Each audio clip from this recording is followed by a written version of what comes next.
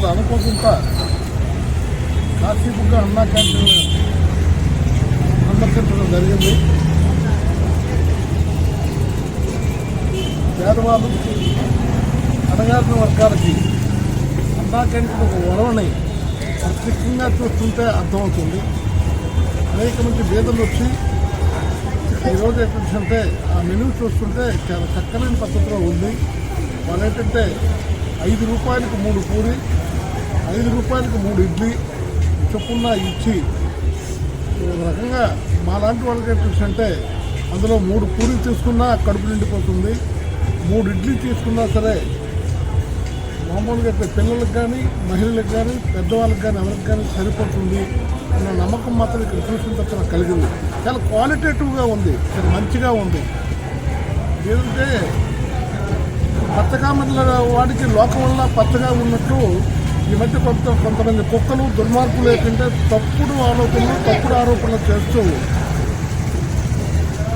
కొన్ని పత్రికలు కనీసం విలువలు లేని రాతలు రాసి ప్రజలకు తప్పు పట్టించే కార్యక్రమం చేస్తున్నారు.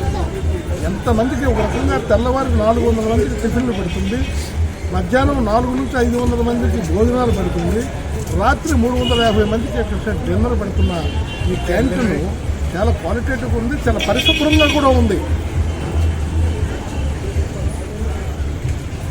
దానికి ఏంటంటే వక్రభాష్యం చేస్తూ ఏదో కొన్ని పత్రికల్లో, అన్ని పత్రికలకి మేము ఆరోపణ చేయడం లేదు, వాళ్ళందరూ కూడా విద్యులు వివేకవంతులు అనేక మంది పాత్రికేయులు ఉన్నారు.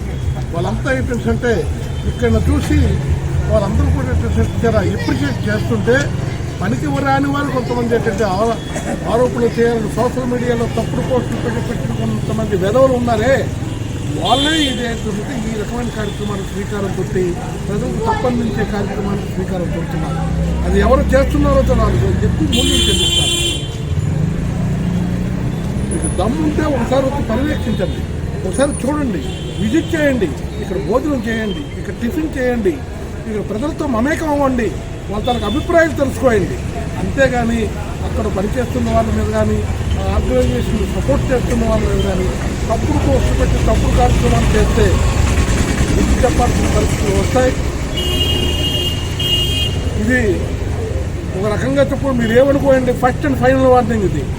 ఇలాంటి కార్యక్రమాలు కానీ చేస్తే మాత్రం ఇంకో రకమైన చర్యలు కూడా తీసుకోవడం, శాంతియుతమైన పద్ధతిలోనే కొన్ని రకాలైన చర్యలు కూడా తీసుకోవాల్సిన పరిస్థితులు వస్తామని మీకు తెలియజేస్తాను. ఇలాంటి తప్పుడు కార్యక్రమాలు చేయకండి, పేదవాడు కడుపు కొట్టే కార్యక్రమాలు చేయొద్దు,